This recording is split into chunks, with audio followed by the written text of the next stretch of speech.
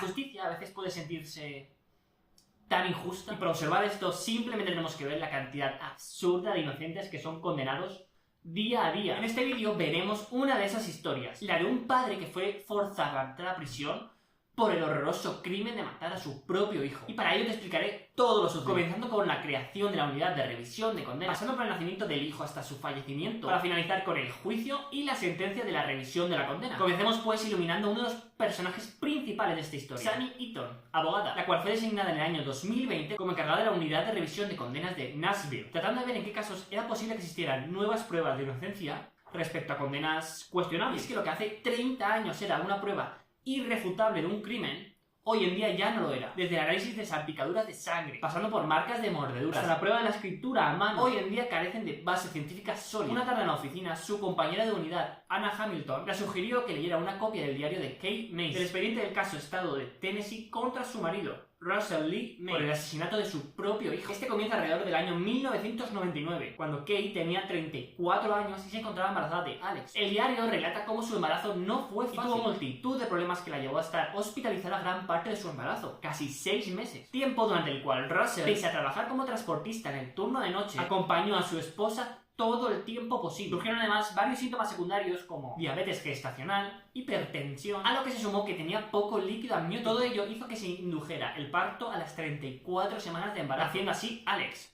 el 25 de marzo de 1999. Si bien, dada la prontitud de su nacimiento, tuvo que ser ingresado 13 semanas en la unidad de cuidados intensivos, mientras que los padres a su vez tomaron clases para hijos prematuros. Tras el alta de Alex, en las 3 semanas siguientes, sus padres los llevaron hasta 7 veces al hospital, por multitud de motivos. Lamentablemente, en una de las últimas visitas al médico debido a las dificultades respiratorias de Alex, el doctor les aseguró que no había nada de qué preocuparse y afirmó que el niño simplemente estaba mal criado y que sus síntomas eran resultado de la ansiedad de ser padres primerizos. Les dijo que mientras pudieran consolarlo, todo estaría bien. Y esta fue la razón por la cual, cuando a Alex le aparecieron 3 moratones y hematomas en su cuerpo, no lo llevaron al hospital a revisarlo. Así pues, el 3 de mayo, 3 semanas después del alta, mientras Kate estaba de compras, Russell llamó urgentemente al 911. Alex había dejado de respirar y mientras llegaba la ambulancia le practicó la reanimación cardiopulmonar que había aprendido en las clases. Nuevamente, para desgracia de la familia, cuando Alex fue ingresado en el hospital, la doctora que atendió a Alex, la doctora Sterling, diagnosticó el síndrome de bebé sacudido, cuyos síntomas son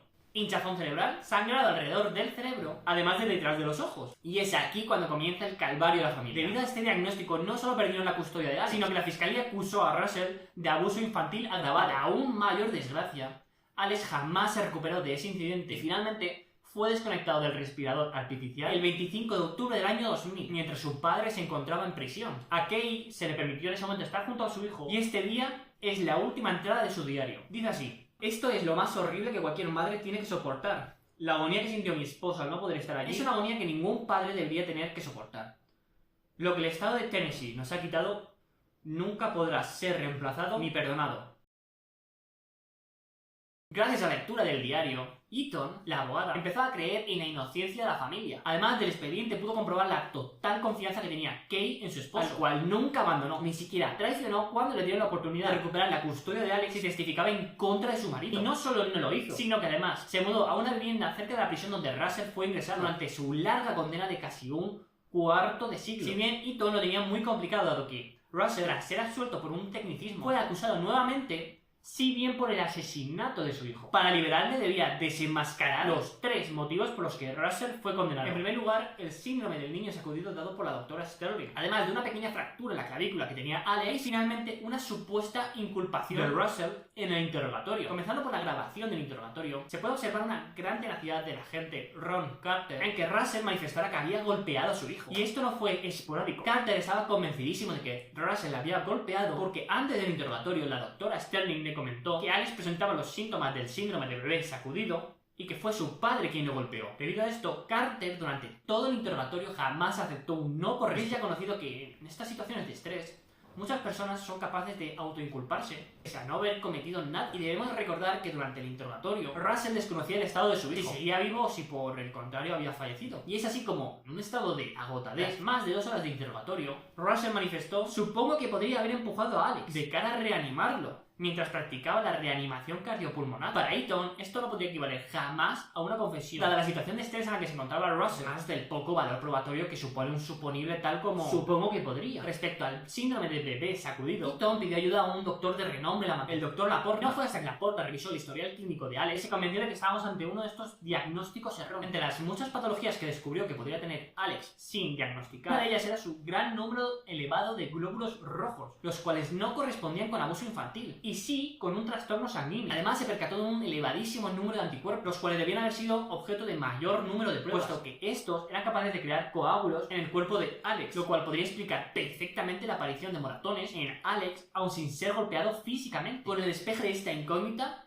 la confianza de Eaton en la familia era ya plena. Si bien aún le faltaba despejar la última incógnita, la fractura en la clavícula de Alex. Para ello, ahondó aún más en el síndrome de bebé sacudido, el cual para el año 2023 había ya cierto consenso en que no era un diagnóstico fiable, por lo cual acudió a diversos expertos de distintas especialidades médicas. Y todos concordaron en que Alex no fue debidamente diagnosticado de una patología subyacente a nivel sanguíneo. Pero es que además de la historia se podía observar que la doctora Sterling manifestó dicho síndrome a las 2 horas de que Alex fuera ingresado en el hospital, sin recibir ningún tipo de resultado u análisis sanguíneo, en fin, ningún tipo de prueba. Además, Sterling no consultó el historial, le constaba reflejado que Alex había tenido un aumento repentino del tamaño de su cabeza. Finalmente, respecto a la clavícula, consiguió contactar con la doctora Julie, radióloga, que al revisar las imágenes no vio evidencia alguna de fractura ósea. Explicó que dicha calificación de fractura es subjetiva en estos casos y depende del doctor que las observe. De todas maneras, mencionó que incluso si existiera fractura, esta podría haber sido perfectamente provocada por la reanimación cardiopulmonar. Con toda esta información y tras despejar todas las incógnitas, finalmente Eaton decide poner la revisión de condena en diciembre del año 2023. La revisión contenía un informe detallado de 71 páginas, detallando por qué el síndrome de bebé sacudido hoy en día no es fiable, negando todos y cada uno de los motivos de condena y detallando, en fin, lo sucedido. El Estado siguió las indicaciones de la doctora Sterling sin siquiera investigar otra posibilidad de qué podría haber sucedido con Alex. Y es así como, tras ser aceptada la revisión, dio comienzo al juicio que podría liberar a Russell de la cárcel. La fiscalía, la cual en su día acusó a Russell hasta 2 veces, ve la investigación elaborada, no tuvo ningún género de duda y se sumó a la pretensión de liberación de Russell, así como de anulación del juicio anterior. Por lo tanto, las dos únicas partes en el proceso estaban de acuerdo en que Russell debía ser liberado. Sin embargo, no estaba ganado aún, dado que la persona más importante a convencer, el juez Dozier, el mismo que condenó a Russell 25 años atrás, estaba receloso de la situación, interrumpía tanto a fiscalía como a Eaton, hacía gestos y se mostraba incrédulo de todo lo relatado. Incluso en un momento de cólera intervino diciendo: tienen en cuenta que hay antecedentes de una confesión de que el niño fue empujado. Según avanzaba la audiencia, su rechazo a todos los testigos y pruebas que estaba viendo iban a más. Es muy interesante la alegación de la doctora Carla, neonatóloga,